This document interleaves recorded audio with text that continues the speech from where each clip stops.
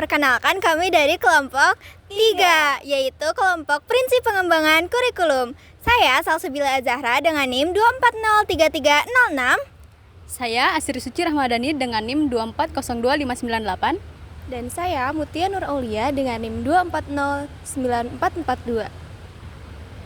Yuk kita masuk ke materi. Yuk. Konsep dasar prinsip pengembangan kurikulum. Menurut Sutopo dan Sutomo, pada tahun 1986, kurikulum dipandang sebagai suatu bahan tertulis yang berisi uraian tentang program pendidikan suatu sekolah yang harus dilaksanakan dari tahun ke tahun.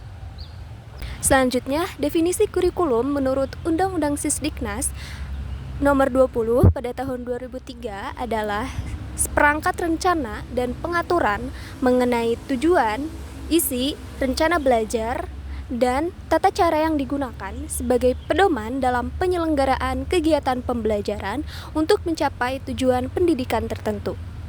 Dalam rangka mencapai tujuan pendidikan tersebut, kurikulum tidaklah bersifat statis. Kurikulum dapat diubah atau dimodifikasi secara dinamis mengikuti arah perkembangan zaman. Proses memodifikasi atau mengubah ini dinamakan proses pengembangan.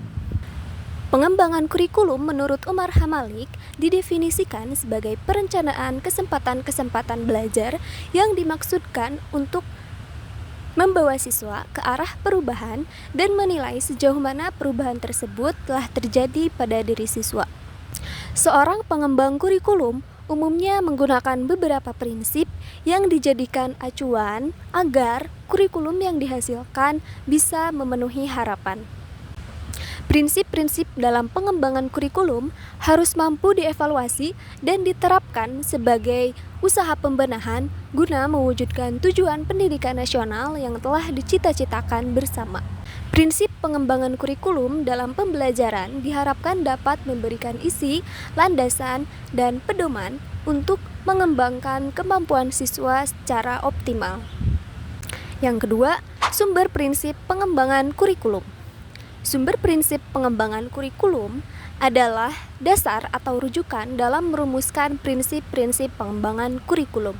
Prinsip-prinsip tersebut disusun berdasarkan berbagai aspek agar kurikulum relevan dengan kebutuhan siswa, sesuai dengan nilai masyarakat, dan mampu menjawab tantangan perkembangan zaman. Peter dan Olivia pada tahun 1992 mengemukakan bahwa ada 4 komponen sumber pengembangan prinsip kurikulum.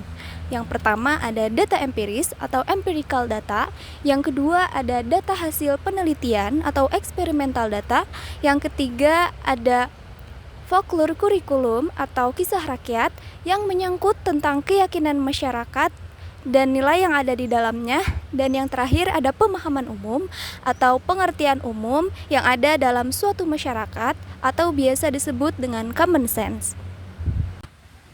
Berdasarkan sumber pengembangan kurikulum yang telah dikemukakan oleh Olivia dapat dikategorikan menjadi 2 bagian.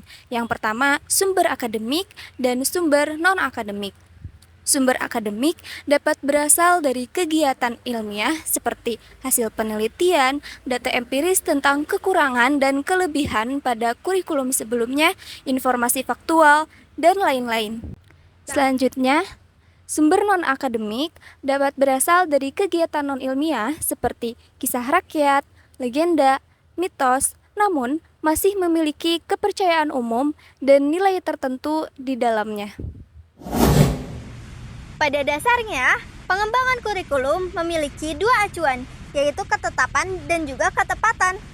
Hal-hal tersebut juga dipengaruhi oleh sumber-sumber yang menjadi dasar dalam prinsip pengembangan kurikulum.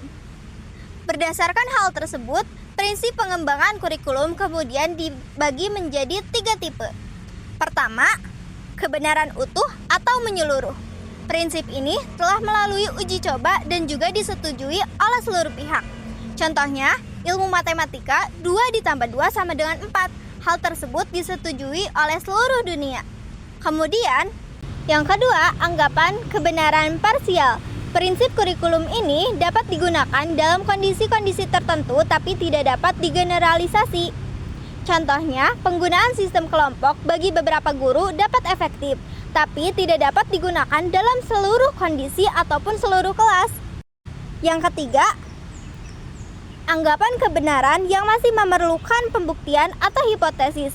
Prinsip ini belum tentu benar, masih berupa asumsi, tapi sudah dapat digunakan sambil menunggu pembuktian lanjutannya. Contohnya, penggunaan suatu metode dalam suatu pembelajaran dirasa efektif atau tidaknya digunakan dulu dalam sebuah kurikulum, kemudian dilihat pembuktiannya. Prinsip umum dan prinsip khusus pengembangan kurikulum. Secara garis besar, pengembangan kurikulum dibagi menjadi dua, yaitu prinsip umum dan prinsip khusus. Nah, prinsip umum adalah prinsip yang harus diperhatikan pada setiap pengembangan kurikulum, baik siapapun itu pengembangnya dan dimanapun itu diterapkan. Ada 5 prinsip pengembangan kurikulum. Yang pertama, ada prinsip relevansi. Kurikulum harus relevan baik secara internal maupun eksternal. Nah, secara internal, kurikulum artinya tujuan, materi, strategi, dan evaluasi itu harus saling berkaitan. Secara eksternal, kurikulum ini harus sesuai dengan perkembangan iptek, kebutuhan peserta didik, dan tuntutan masyarakat. Yang kedua, ada prinsip fleksibilitas. Nah, kurikulum ini harus luas dan tidak boleh kaku sehingga dapat menyesuaikan dengan kondisi sekolah, perkembangan zaman, serta karakteristik peserta didik. Yang ketiga, ada prinsip kontinuitas. Nah, kurikulum ini tidak boleh terputus karena harus ada kesinambungan antar kelas, antar jenjang, bahkan hingga ke dunia kerja. Yang keempat, ada prinsip efisiensi. Pengembangan kurikulum harus memanfaatkan waktu, biaya, dan sumber daya secara optimal. Yang kelima, ada prinsip efektivitas. Nah, kurikulum ini harus benar-benar mencapai tujuan yang telah ditetapkan, bukan sekadar terlaksana secara administratif. Selain itu, menurut Olivia, perubahan kurikulum adalah hal yang tidak bisa dihindarkan karena kurikulum ini bersifat berkelanjutan. Nah, dilakukannya secara sistematis, komprehensif, dan merupakan bentuk kerjasama kelompok. Artinya, kurikulum itu dinamis dan terus berkembang. Prinsip khusus pengembangan kurikulum. Jika prinsip umum berlaku secara keseluruhan, maka prinsip khusus ini lebih berfokus pada setiap komponen kurikulum. Ada 5 komponen, yaitu yang pertama ada pengembangan tujuan, yang kedua ada pengembangan isi atau konten, yang ketiga ada pengembangan proses dan strategi pembelajaran, yang keempat ada pengembangan media pembelajaran, lalu yang kelima ada pengembangan evaluasi.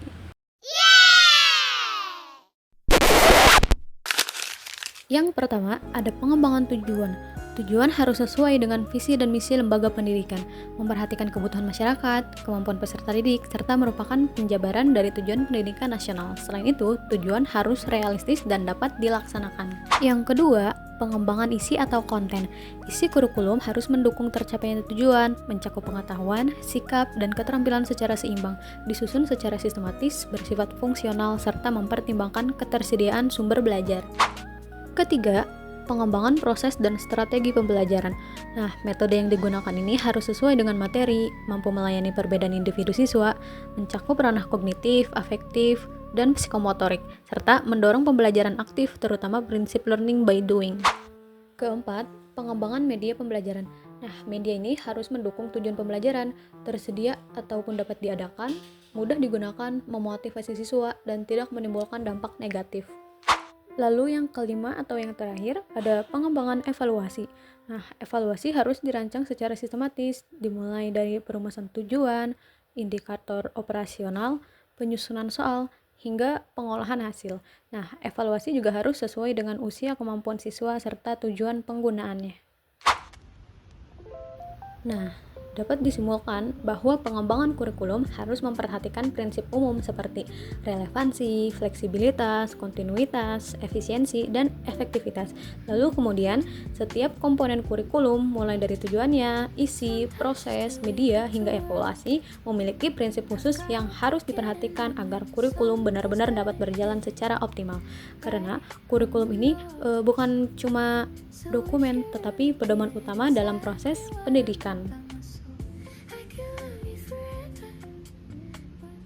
Penerapan prinsip pengembangan kurikulum pada dasarnya harus memuat fleksibilitas, relevansi, praktis, kontinuitas, dan juga efektivitas.